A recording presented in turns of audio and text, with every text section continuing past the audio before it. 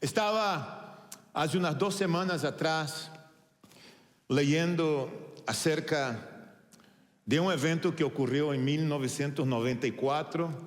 Yo estaba recién llegado a los Estados Unidos viviendo en la ciudad de Arizona, en Tucson, Arizona. Y ese era un episodio oscuro en la historia moderna, sobre todo, conocido como el genocidio de Ruanda en África. Muchas muertes, muchos niños, familias murieron en ese entonces. Miles de extranjeros que estaban ahí, las embajadas tuvieron que cerrar. Todo el mundo huyendo por esta tremenda tragedia, este genocidio.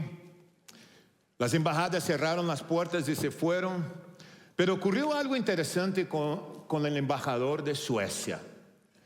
Él decidió, al ver el caos, abrir las puertas de la embajada y permitir que las mamás con sus hijos huyendo de la muerte pudieran entrar, los hombres pudieran entrar en la embajada. Cerró el portón y levantó la bandera de Suecia.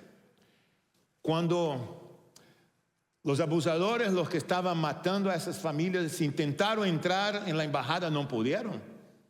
Porque una embajada es un pedazo de tierra en otro país. Invadir una embajada es como invadir otro país. Entonces nadie pudo entrar, porque el embajador estaba ahí, decidió no regresar a Suecia, pero decidió abrir las puertas de la embajada para la gente que estaba a punto de morir. Fue una decisión bastante interesante. Nadie podía creer que este hombre había hecho esto. Más tarde, cuando lo entrevistaron a él, el reporte le hizo esta pregunta que le voy a leer a ustedes, la respuesta que él dio. Cuando le preguntaron por qué puso en riesgo su propia vida, dice él. Él respondió: porque cuando uno es embajador, no representa su miedo, dice él, sino los valores de su nación. Yo no podía correr cuando mi país, que él consideraba su país que estaba ahí, siendo de Suecia también, que le había enviado, cuando mi país me envió para quedarme. Mi país envió para quedarme en ese lugar y ser el embajador. Yo no podía correr. Lo que él hizo fue abrir el portón y dejar que la gente se pudiera refugiar ahí. Cuando estaba leyendo esto, un evento que ocurrió hace mucho tiempo, me estaba pensando que es exactamente lo que significa ser un embajador de Cristo. Todos aquellos creyentes que han tenido a Cristo como su único suficiente Salvador, somos embajadores de Cristo. No representamos nuestros temores, no representamos nuestros intereses personales, sino los valores, el carácter y el mensaje del reino de Dios, de aquel rey que nos envió.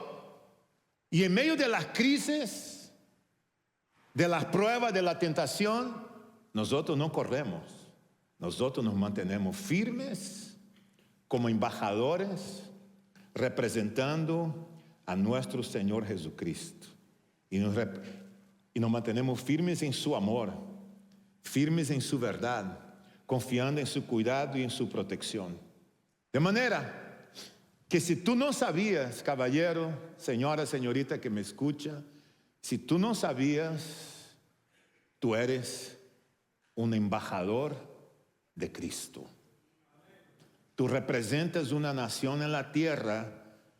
La embajada es un pedazo de tierra en un otro país.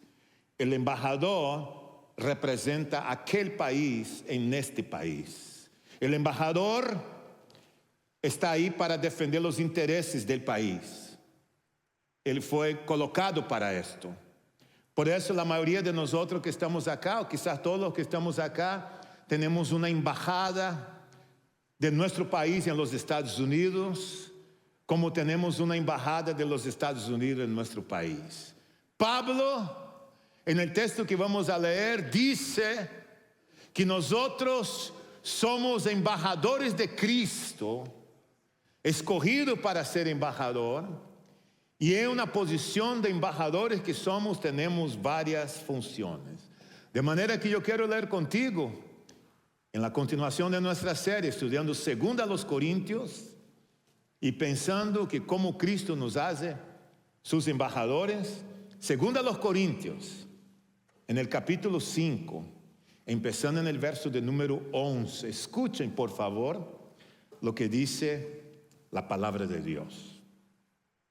Por tanto, en otra traducción dice por lo tanto, sabemos lo que es temer al Señor. Tratamos de persuadir a todos, aunque para Dios es evidente lo que somos. Y espero también que lo sea para la conciencia de ustedes. No buscamos recomendarnos otra vez a ustedes, sino que les damos una oportunidad de sentirse orgullosos de nosotros, para que tengan con qué responder a los que se dejan llevar por las apariencias y no por lo que hay dentro del corazón. Versículo 13 dice: si estamos locos, es por Dios, y si estamos cuerdos, es por ustedes. El amor de Cristo nos obliga, y otra traducción nos constriñe, porque estamos convencidos de que uno murió por todos y por consiguiente todos murieron. Y Él murió por todos para los que viven, ya no vivan para sí, sino para el que murió por ellos y fue resucitado. El verso 16 dice: así que de ahora en adelante, me fascina ese texto, sinceramente. De ahora en adelante, no consideramos a nadie según los criterios meramente humanos. Ya no vemos las personas según el criterio meramente humano, aunque antes conocimos a Cristo de esta manera, ya no lo conocemos así. Es decir, miramos a la gente con otros ojos ahora, porque somos embajadores. Por lo tanto, si alguno está en Cristo, es una nueva creación. Lo viejo ha pasado, ha llegado ya lo nuevo. Todo esto proviene de Dios, quien por medio de Cristo nos reconcilió. Fíjense cuántas veces aparece el verbo reconciliar o reconciliación en ese versículo. Nos reconcilió consigo mismo y nos dio el ministerio de la reconciliación. Esto es, que en Cristo Dios estaba reconciliando al mundo consigo mismo, no tomándoles en cuenta sus pecados y encargándonos a nosotros el mensaje de la reconciliación. Así que somos embajadores de Cristo, como si Dios los exhortara a ustedes por medio de nosotros. En nombre de Cristo les rogamos que se reconcilien con Dios. El 21 dice: al que no cometió pecado alguno, por nosotros Dios lo trató como pecador, para que en él recibiéramos la justicia de Dios. Que el Señor bendiga su palabra. Es interesante el texto, porque el texto, cuando tú empiezas a leer el verso de número 11, empieza diciendo por lo tanto. Piensa en la palabra, en esa expresión conmigo, por lo tanto. En otra traducción aparece por tanto, como es la nuestra. Otra dice por lo tanto, pero es lo mismo. Podríamos decir también en español en consecuencia de, o podríamos decir así que. También podríamos decir por eso. En español, en nuestra gramática castellana, es una conjunción conclusiva. Y lo que ella hace es que la conjunción se usa para conectar un evento previo a una consecuencia. Es decir, Pablo está conectando lo que ele había acabado de hablar en los versículos del 1 a 10, como vimos la semana pasada. Y en este contexto, por tanto, significa que Pablo está conectando el verso 10, que dice que todos nosotros un día vamos a comparecer delante del tribunal de Cristo para rendir cuenta de lo que hicimos con nuestra vida mientras estuvimos en la tierra. Él está conectando. Entonces él dice, por lo tanto, Dios nos está llamando a nosotros a una misión, a la misión de ser representantes, embajadores de Cristo en la tierra. Él está diciendo, tú también eres responsable de vivir tu vida como embajador, de rogar a otros que se reconcilien con Dios. Porque si no haces esto, en el versículo 10, compareceremos delante de Dios en el tribunal de Cristo, no para determinar condenación o salvación, sino para determinar el galardón, el regalo que vamos a recibir. Entonces Pablo usa la expresión conjuntiva por tanto. Por tanto, ya que te he dicho, por tanto, ya que les avisé, ahora él entonces nos enseña acerca de eso. Es como decir, ya que sabemos que un día daremos cuentas ante Cristo, vivamos hoy con reverencia y tratamos de persuadir a otros para que se reconcilien con Dios. Esa es la idea de por tanto. Entonces, si a ti te gusta tomar notas, déjame compartir contigo 4 principios en el texto de cómo podemos ser embajadores de Cristo. Y si tú no eres un embajador todavía, porque no has colocado tu fe en Jesucristo, lo primero que tú tienes que hacer es reconciliarte con Dios. Tú no puedes ser un embajador si tú no eres un representante de Dios.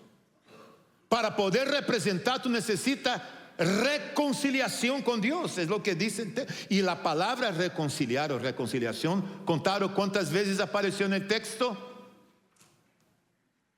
Chanfla, no hicieron su tarea. 5 veces. 5 veces apareció la palabra, o el verbo, derivaciones del verbo reconciliar y reconciliación. 5 veces. ¿Qué es lo que significa esto? Es cuando 2 cosas están separadas en lo extremo, reconciliar es traer esas 2 cosas juntas. Es cuando una pareja, por su orgullo, por su soberbia, se separan, pero reconocen sus errores y se reconcilian otra vez. Es cuando un padre y un hijo que han dejado de hablar por mucho tiempo, ha habido muchos problemas entre ellos, se separan, pero luego deciden abrazarse y reconciliarse otra vez. Para poder haber reconciliación, hubo una separación. Tú y yo, dice la Biblia, que estábamos separados de Dios, apartados de Dios. Y merecíamos tú y yo la condenación por estar apartado de Dios. Pero Dios, gracias a Dios, que a través de su Hijo nos lleva de regreso al Padre, reconciliándonos con el Padre. Es como que la justicia y la misericordia se reconciliaron gracias a la cruz del Calvario. Gracias a la cruz del Calvario y que Cristo murió y resucitó, tú y yo recibimos perdón de nuestros pecados y fuimos reconciliados con Dios.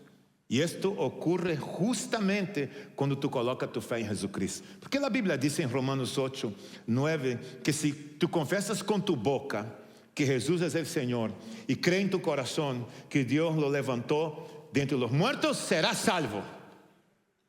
Y ahí es cuando tú estás reconciliado con Él. Para ser embajador, necesito reconciliación. Para ser embajador, yo tengo que aprender a amar a las personas como Cristo amó a las personas. No a la manera de Da Silva, sino a la manera del Evangelio, a la manera de la palabra de Dios. Y el versículo 14 dice que el amor nos obliga, nos constriñe, otra traducción, porque estábamos convencidos de que uno murió por todos y por consiguiente todos murieron. Pablo entendió esto. Eso es como el barco a vela que solo se mueve por el viento. Se necesita tener viento para mover el barco a vela. Es el amor de Cristo que debería movernos a nosotros. Porque sin ese amor, tú y yo estamos completamente estancados. Solo podemos amarnos y acertarnos tú y yo en Cristo, a través de Cristo y por Cristo. Porque fuera de eso, lo único que hay en nosotros es interés personal, orgullo. Pero en Cristo y a través de Cristo podemos aceptarnos, amarnos, sin pensar en el grado de instrucción, en el color de piel, en la raza, en el idioma. Por eso me gusta y me fascina la idea de que la iglesia familiar es una iglesia multigeneracional. Todas las naciones, todos los pueblos son bienvenidos a la iglesia. Sin importar tu historia, tu diploma, de dónde viniste, tu pasado, nosotros no buscamos eso. Lo que buscamos es en la palabra de Dios amarnos los unos a los otros, como hizo el embajador de Suecia, que sin importar con nada, abrió la puerta de la embajada para recibir a todo lo que él podía recibir.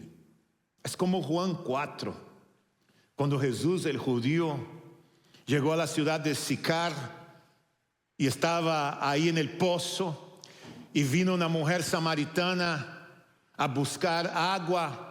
Y Jesús dijo a la mujer samaritana: dame de beber. La mujer samaritana dijo a Jesús: ¿cómo puede? Tú siendo judío, pide de beber a mí, que soy mujer samaritana. Y el texto dice, en paréntesis, que judíos y samaritanos no se llevaban, porque los judíos tenían su propio Pentateuco, los samaritanos su propio Pentateuco. Había conflicto religioso, había conflicto político, y la mujer reconoció que Jesús era un judío por su manera de vestirse. Y ella, esa mujer, estaba impactada, en choque, y no podía creer que el judío le pide a ella de beber agua. Y Jesús dijo: si tú supieras el que te pide de beber, tú se lo darías, porque el agua que le hace brotar de ti brotará para la vida eterna. Le dijo: Señor, veo que tú eres un profeta. Y Jesús dijo a ella: ustedes adoran este monte llamado Sicar. Los otros adoramos en Jerusalén, pero los verdaderos adoradores adorarán al Padre en espíritu y en verdad. Jesús fue y dijo a la mujer: ve y llama a tu marido. Ella dijo: yo no tengo marido. Jesús dijo: dijiste bien, no tengo marido, porque 5 maridos has tenido, y el que tiene ahora no es tu marido. ¿Qué harías? Un extraño revelando tu propia vida. Pero Jesús nunca la juzgó por su estatus marital, nunca la juzgó por ser samaritana. Es más, A vida dessa mulher foi transformada, que se tu lês Juan 4, tu vas a ver que podemos dizer que ela foi a primeira missionária naquele condado. Ela foi e começou a contar a todo o mundo o que ele havia hecho por ela. Isso é o evangelho. Por isso nos aceptamos, nos amamos, sin importar el estatus, tu condición, tu raza, y sin importar cómo ha sido tu pasado. Para ser un verdadero embajador de Cristo, tú necesitas aprender a amar a la gente y a vivir como una nueva creación. Una nueva creación. Me fascina esse texto porque a palavra diz que se alguno está em Cristo, e essa palavrita em Cristo é a clave do versículo 17 de nosso texto. Se alguno está em Cristo, quer dizer que a posição não cambia. É como Da Silva estava perdido allá en el mundo sin Dios. Cristo vino a mi vida y vino a tu vida, nos tomó desde allá y nos trajo desde allá y nos plantó en Cristo. En Cristo.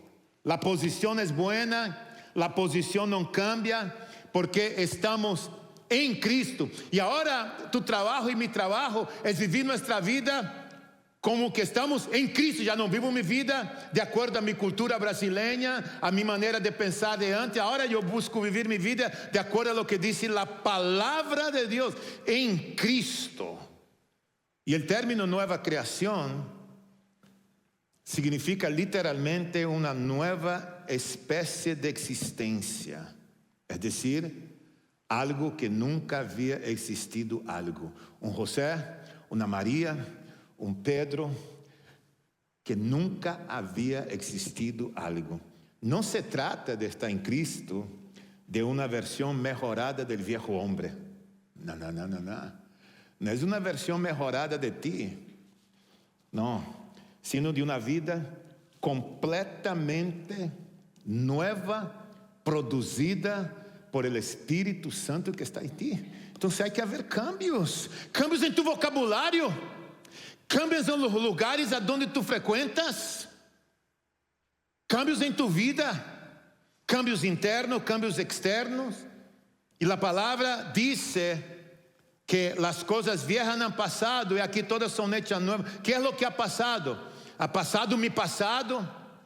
Já não vivo mais com a culpa del passado, com o pecado del passado, com a vergüenza del passado, com a condenação del passado. Agora estou em Cristo, tenho uma nova identidade, porque mi passado e as coisas que eu hice no passado não definem quem sou eu. Lo que define quem sou eu e quem eres tu é tu nova posição em Cristo.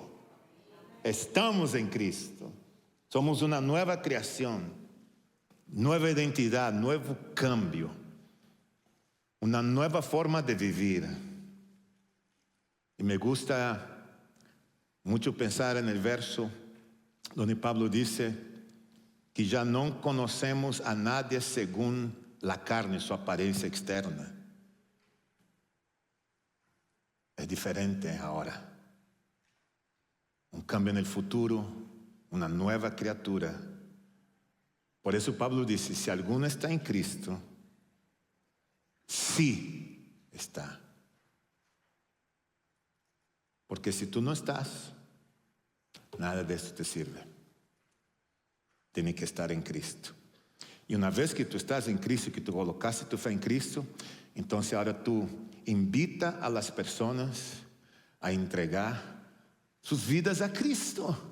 Tu vas a ser um testemunho vivo de lo que Cristo ha hecho en la vida de este embajador que eres tú. Y es tan increíble que el verso 20 dice, así como somos embajadores de Cristo, como si Dios los exhortara a ustedes por medio de nosotros, y en nombre de Cristo les rogamos que se reconcilien con Dios. La palabra rogar es implorar, es urgencia. Te ruego que tú pongas tu fe en Jesucristo. Te imploro que te arrepientas, que confeses tu pecado y coloca tu vida en las manos de Dios. Caso contrario, el verso 10 del por lo tanto, todos compareceremos ante el tribunal de Cristo, y tu trabajo y el trabajo del pastor da Silva es ayudar a otras personas para que cuando comparezca en el tribunal de Cristo reciba su recompensa. Permítame orar contigo. Te doy gracias, Dios, por tu palabra, por ser ese Dios tan bueno